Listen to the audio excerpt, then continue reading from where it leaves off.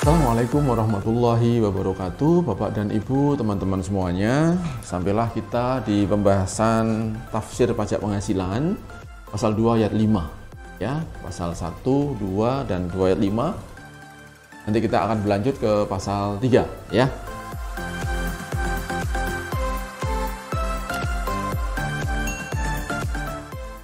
Nah, pasal 2 ayat 5 ini mengatur tentang salah satu subjek pajak, yaitu BUT, bentuk usaha tetap ya. Apa definisinya? Adalah bentuk usaha yang dipergunakan oleh bisa orang pribadi ya. Bisa orang pribadi yang tidak bertempat tinggal di Indonesia. Nanti ada di London, ada di Singapura, di Malaysia misalnya. Lalu orang pribadi yang berada di Indonesia tapi tidak lebih dari 183 hari. Ya. Berarti ini orang yang statusnya subjek pajak luar negeri. Berarti OPSPLN ya. Dan badan ya, dan kedua badan nih. Badan yang tidak didirikan dan tidak bertempat kedudukan di Indonesia. Bisa juga badan nih. Badan yang SPLN juga nih ya. Nah, ini batas negaranya nih. Nah, ini batas negara. Untuk menjalankan usaha atau melakukan kegiatan di Indonesia. Mereka ini kemudian punya usaha nih. Ini Indonesia. Oke. Ini luar negeri ya. Usaha atau kegiatan ya, kegiatan yang ujung-ujungnya ya mencari penghasilan, mencangkul di Indonesia. Usaha atau kegiatan ya. Nah, melalui apa? Ya, usaha kegiatan ini bisa melalui apa? Ada satu kantor ya, kedudukan manajemen. Ya, berarti kantor direksinya ada di Indonesia. Bisa jadi usahanya ada di Malaysia misalnya, tapi di sini ada kantor, ya, direkturnya di sini, manajemennya di sini. Ini masuk kategori ya, namanya bentuk usaha tetap. Ya, satu kedudukan manajemen. Yang kedua bisa cabang perusahaan dia dagang, buka cabang di sini, dagang juga. Dia produksi di sini juga buka produksi juga ya, cabang atau kantor perwakilan atau gedung kantor dan seterusnya ya. Kemudian pertambangan ya, semacam nih ya, pertambangan, wilayah kerja, perikanan, proyek konstruksi. Bahkan pemberian jasa yang datang tuh orang yang mereka, karyawannya mereka. Datang ke Indonesia asal melebihi 60 hari, maka dianggap dia punya BUT di sini. Jadi misalnya ini ada Jepang, ini ada Indonesia, ya. Di sini ada A Corporation. Ya, ini memberikan apa? Memberikan jasa manajemen misalnya. Jasa manajemen kepada PT B yang ada di Indonesia. Dan dikirim orang nih, dia kirim orang namanya Mr. Tanaka misalnya. Mr. Tanaka ini memberikan jasa kepada PT B, mewakili PT A ini, ya, A Corporation ini. Kalau waktunya melebihi 60 hari, maka ini sudah bisa disebut sebagai BUT. Walaupun dia nggak punya kantor di sini, nggak punya cabang di sini. Ya. BUT ya. Kemudian agen. Agen apa? Agen yang tidak bebas. Agen yang tidak bebas. Apa maksudnya? Jadi ada, ini Jepang misalnya, ada pabrik TV di Jepang. Misalnya nih ya, pabrik TV di Jepang. Kemudian dia tunjuk agen di Indonesia. Ini ada agennya. PT X sebagai agen. Dia tunjuk, kamu jadi agen, tolong jualkan TV saya. Tapi ketika PT X ini statusnya tidak bebas, kedudukannya tidak bebas. Apa makna tidak bebas? Maknanya adalah PT X itu nggak bisa berbuat apapun dalam bertransaksi. Dia harus minta otorisasi. Dia harus mengatasnamakan kepada perusahaan Jepang itu. Maka dia kedudukannya tidak bebas. Nah, sifat tidak bebas ini menjadikan agen ini menjadi BUT.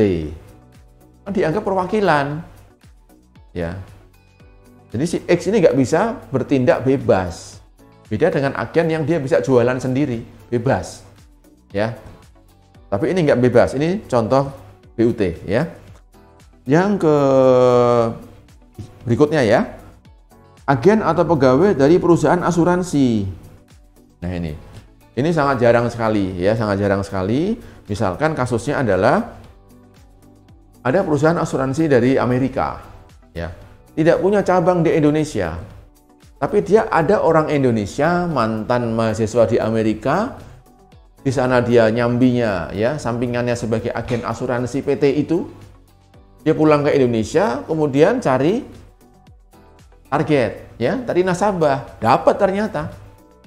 Nah, nasabah ini kemudian bayar premi ke Amerika di sana. Nah, di agen yang menjadi perwakilan dari asuransi Amerika tadi, ini dianggap sebagai BUT-nya perusahaan Amerika tadi. Ya, gara-gara ada premi yang dibayarkan itu. Kemudian, komputer, agen elektronik atau peralatan otomatis yang dimiliki atau disewa digunakan oleh penyelenggara transaksi elektronik. Ya, jadi kantornya nggak ada. Tapi ada perusahaan Amerika, Google misalnya, atau Facebook, menyewa server di Indonesia, ya, menyewa peralatan di Indonesia untuk menjalankan aktivitasnya berpromosi di Indonesia, menjual jasa iklannya di Indonesia. Gara-gara punya server di Indonesia, maka server ini dianggap sebagai BUT, ada fisiknya, ya. Nah, jadi ternyata kesimpulannya untuk dianggap BUT itu ada 4 kriteria. Kalau kita baca dari pasal 2 ayat 5 ini, ya. Jadi kesimpulannya pertama adalah bisa disebut sebagai BUT kalau terpenuhi ada 4 kriteria.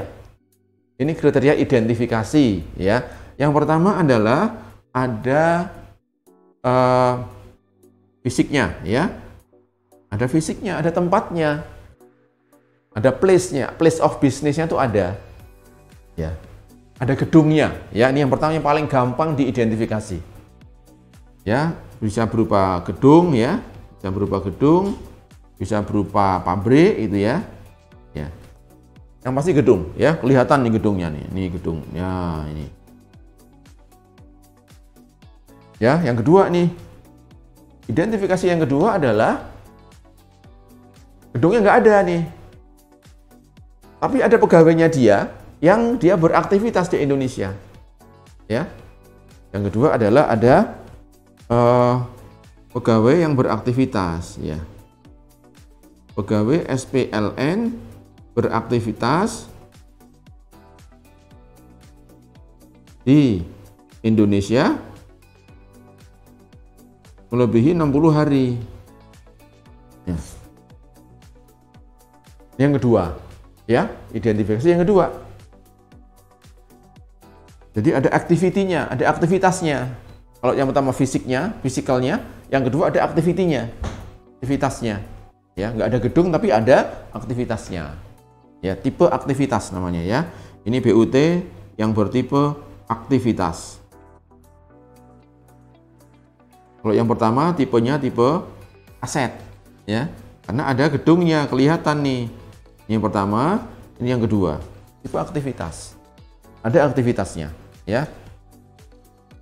Yang ketiga, tipe yang ketiga adalah ada subjek pajak luar negeri yang menjadikan orang Indonesia, badan Indonesia sebagai agen yang tidak bebas, ya. Jadi ada SPDN, ini menjadi agen yang tidak bebas.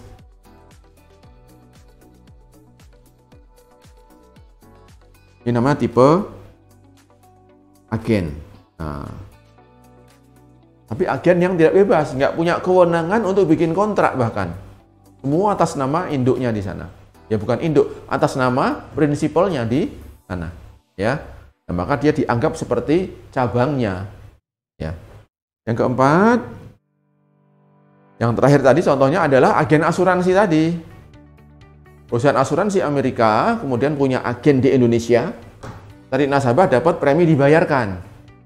Maka si agen ini dianggap sebagai BUT. Ini namanya BUT tipe asuransi. Nah, ini untuk mengidentifikasi apakah SPLN itu punya BUT apa enggak di Indonesia. Ini penting untuk pengenaan pajaknya. Contoh misalnya, ya, contohnya adalah misalkan ini nih, ini Indonesia, ini misalnya Amerika, misalnya. Ini ada PTA, ya, PTA kemudian membayar kepada X Corporation, membayar 1 miliar misalnya, 1 miliar bayar ke sana. Pemikiran kita itu pasti objek PPh pasal 26. Potong nih 20%. Atau tarif sesuai tax treaty. Tapi ternyata tidak semudah itu, tidak sesimpel itu. Dikenakan pasal 26 kalau si corporation ini tidak punya BUT di Indonesia. Ya.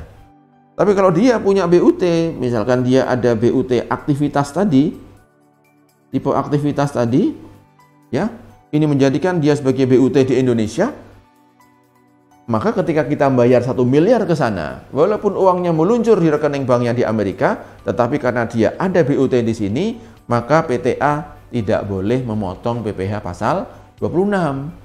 Karena BUT dipersamakan dengan badan dalam negeri, potong pasal 23. Ya, jadi ini bisa PPh 26, bisa PPh 23, ya. Jadi tidak semudah asal dibayar ke luar negeri langsung pasal 26, belum tentu. Diuji dulu, diidentifikasi dulu ada BUT-nya atau tidak di Indonesia. Ya, demikian penjelasan terkait pasal 2 ayat 5 terkait dengan bentuk usaha tetap. Ya, sampai ketemu di lain waktu. Assalamualaikum warahmatullahi wabarakatuh.